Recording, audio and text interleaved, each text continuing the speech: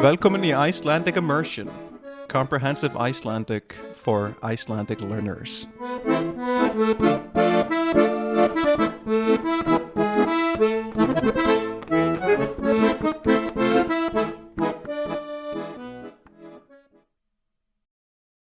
Góðan dag og verðið velkomin í þátt númer 29 af þessu hlaðvarpi.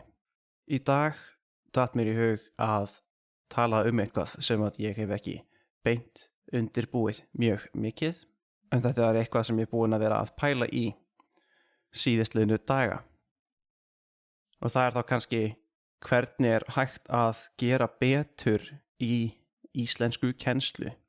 Ég er að pæla í þessu því að ég er farinn að hugsa mér að búa til mitt eigið kennslu fyrirtæki. Það er að segja að ég hætti að vera svo mikið hjá öðrum vefsíðum og fari að vinna sjálfstætt. En til þess að gera það þá er margt að pæla í og skoða. Varðandi, einfalda hluti eins og markaðssetningu og vefsíðugerð og í rauninni fyrirtækis hönnun. En það sem skiptir líka máli er að pæla í þeirri vöru sem þú ætlar að selja. Það er þá hvernig ætlar þú að kenna. Nú er ég búinn að kenna tæplega 100 nemendum og búinn að kenna 450 kennslustundir á iTalki.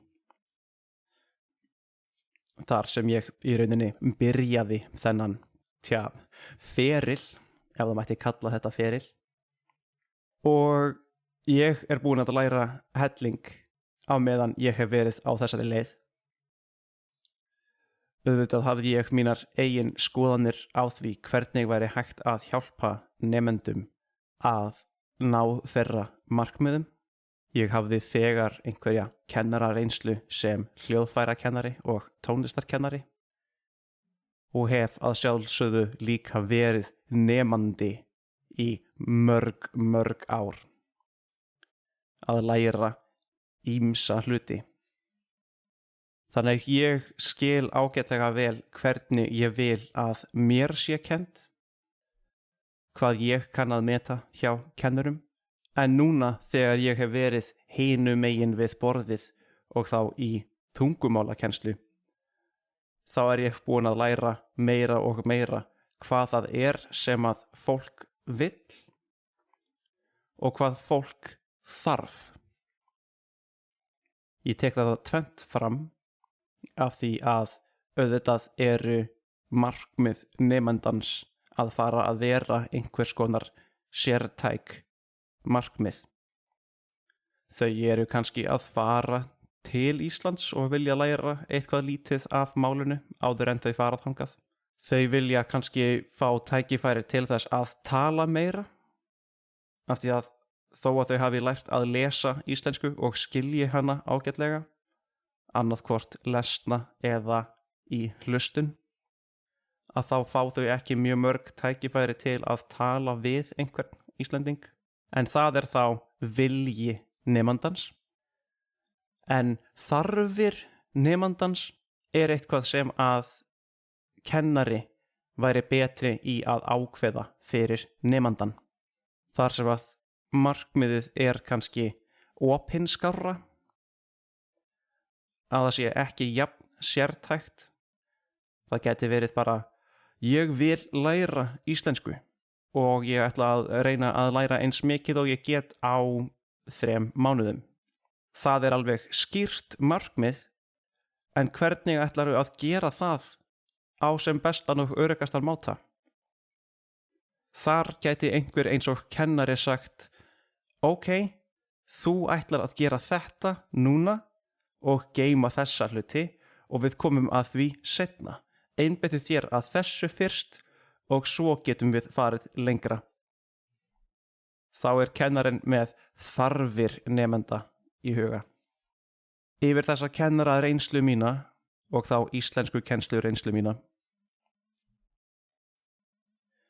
þá hef ég lent í fjöldamörgum mismunandi viljum nemanda og aðeins færri útgáfum af þörfum nemanda. Því það er yfirleitt svipaðir hlutir sem að þarf að hjálpa þeim með. Eitthvað sem að ætti að læra vel á þeim tímapunkti og á þeim stað sem að þau eru í tungumálinu áður en þau geta örugglega og betur haldið áfram. Til að vinna með þarfir nemanda þá þarf að þróa einhvers konar kennsluefni eða allavega kennsluskrá. Curricula.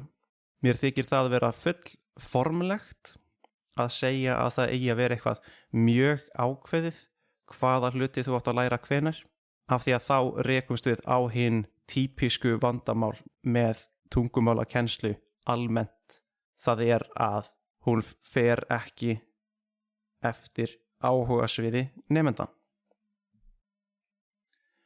Að nemandinn geti farið í gegnum mjög leiðinlega hluti og mist áhuga áður en þau geta haldið áfram. Þau ykkar sem að hafa lært annað eða þriðja tungumál og jafnvel fjórða tungumál í skóla vitið hvað ég á við. Vegna þessa hef ég alltaf verið að kenna á nokkuð óformlegan máta, að það sé ekki bein verkefnaskylda þar sem ég segi ok, núna erum við komin í þessa viku, núna ættir þú að fara að gera nákvæmlega þetta. Skilaðu þessu blaði til mín eftir viku. Og á því blaði væri eitthvað sem að þú hefur kannski engan áhuga á að læra akkurat núna. Og fyrir mig sem að er að kenna áhugamönnum eitthvað sem að þau hafa bókstaflega áhuga á, þá myndi það fara þvert á móti markmiðum okkar. Að fara að reyna að kenna eitthvað sem að þú hefur engan áhuga á og engan vilja til að læra allavega akkurat núna. En að því sögðu, þá getur kennari sem að vinnur svona í beinu sambandi við nemenda orðið einhvers konar fjárhirðir nemandans. Að nemandinn fái að leika frjáls og vera frjáls, en að kennarinn, þá ég í þessu tilfelli, gæti leitt hann, nemandan þá, á ákveðna braut, kannski hvatt hann til að finnast eitthvað áhugavert eða spennandi sem ætti að vera það sem að myndi gagnast honum best að læra núna. Þetta er hluti af því sem að ég hef í huga núna þegar ég er að byrja að þróa þetta nýja kennslu viðmót mitt. En hvað er þá það sem að nemendur hafa kannski meiri þörf fyrir frekar en vilja? Þar væri hægt að fara að tala einhvers konar kennslu skrár eða allavega kennslu áætlanir, kennslu hugmyndir, kennslu leiðir, og þar er ég nokkuð ánægður með þá kennslu aðferð og þá mismunandi tíma sem að ég hef byggt mér upp á italki. Á italki er menning fyrir því, þó ekki skylda, að koma í pröfutíma. Pröfutíminn er ódýrasti tíminn sem er í boði, þar sem að nemandinn fær að hitta mig og komast að því með mér hvað við ættum að gera. Við fáum að kynnast, þú ferð að sjá hvernig ég er, hvernig ég tala og hvernig ég haga mér, hvernig orku ég miðla frá mér og kemst að því hvort að þú getir og viljir vinna með einhverjum eins og mér. Ég reynir þá líka að kynnast nemandanum ágætlega, allavega að því marki að ég fái að vita hvað hann hefur lært, við hvað hann vinnur, hvaða tungumálareynslu hann hefur þegar, hvort sem það að hafa lært spænsku í 2 vikur á Duolingo vegna einhverja áramóta heita, eða hvort hann hafi lært tailensku í 20 ár. Hvort tveggja heitir reynsla. Og þetta geri ég til þess að byggja eins margar brýr milli mín og þess sem að ég hef að miðla til nemendans og heilans hans. Þegar að þetta orðið sett og við þekkjumst og vitum hvernig við getum unnið saman áfram, þá förum við að taka til í framburði. Því það örugglega auðveldasta leiðin til að læra sem mest innan málsins og þá að hjálpa sér að læra það hraðar. Að vera vissum að maður nái að lesa tungumálið rétt og segja hljóðin rétt.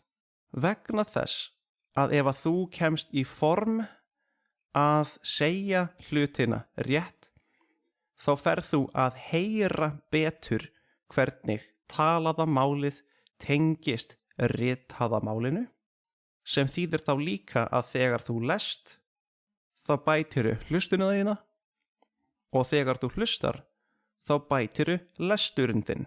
Þetta verður besta leiðin til þess að búa til þetta sem að ég þarf því meður að sletta feedback loop í þessum tungumála lærdómi. Þannig að nemandi sem að mætir jafnvel bara einu sinni til mín, hann myndi græða langmest á því að læra akkurat þetta mjög vel. Þar á eftir myndi ég taka nemendan í gegnum málfræðina, en það þarf að vera gert mjög praktískt. Það þarf að beita henni og nota hana strax til þess að það sé hægt að læra hana, til þess að maður muni hana. Þannig að við förum kannski í einhverjar orðaforða æfingar, lesum einhver samtöl og skoðum einfalda texta, en brjótum þá strax í sundur til þess að komast bæði að því hvernig tungumálið kannski flókið til að byrja með, en þá líka einmitt til að sjá hversu einfalt það Dæmi þetta í íslensku að já, hvert nafnorð með kyn, en kyn hvers orðs breytist aldrei. Hús alltaf að fara að vera hvorugkynsorð, húsið, og beygingar endingar á greinum, definite declinational suffixes, nánast alltaf eins eftir kynjum. Auðvitað þarftu þá að læra það, en það verður allavega einfalt. Þannig að á þessu skrefi myndi ég hvetja nemandan til þess að gera eins og við gerum í tónlistarvinnu og í tónlistarnámi. Að við förum hægt til þess að geta seinna farið hratt. Því það eiginlega ekki hægt eða allavega mun erfiðara að byrja hratt og fara á hægari stað eftir það. Þetta allavega það sem ég geri í kennslu. Það sem að ég veit að fólk forvitið. Það fer að gera það sem að það langar að gera.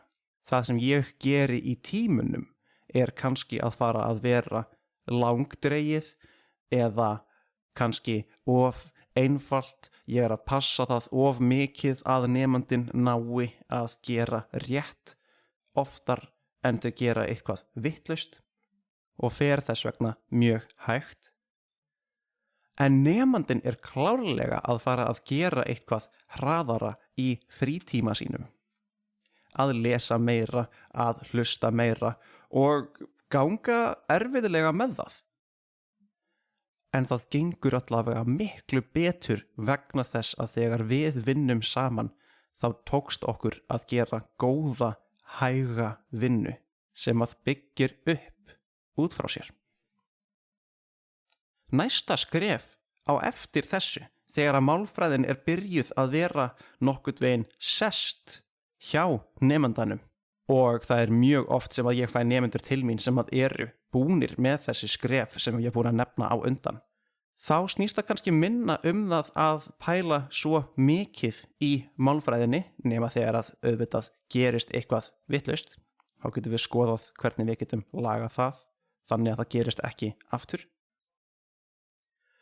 En þá það bara að reyna að kynnast tungumálinu dýpra og betur með því að læra bara fullt af nýjum stofnum, að kynnast fleiri og fleiri orðum og orðhlutum og þá ég sagði sérstaklega stofnum af því að ef að eins og þú skilur mig einmitt núna þá veistu að íslenskan snýst mjög mikið að setja saman orðhluta, að stafla saman löngum orðum til þess að eiga við eitthvað sértækt. Þannig að ef að þér tekst að læra hvað þessir litlu orðhlutar þýða bókstaflega, þá getur þú bæði farið að skilja án þess að leggja það á þig að læra heilt nýtt orð, hvað þetta gæti þýtt. Og þú getur jafnvel farið að búa til þín eigin orð sem að ganga upp á íslensku. Það mjög gaman þegar það gerist af því að þegar að nemandi segir eitthvað nýtt orð við mig sem ég hef aldrei heyrt áður, þá get ég sagt til hamingju þér tókst að gera eitthvað sem að nýtt og gæti alveg verið íslenska orðið. Því miður það kannski ekki rétt, en það önnur leið sem að við fórum að því að orða þennan sama hlut og þú vildir nefna með þessari leið.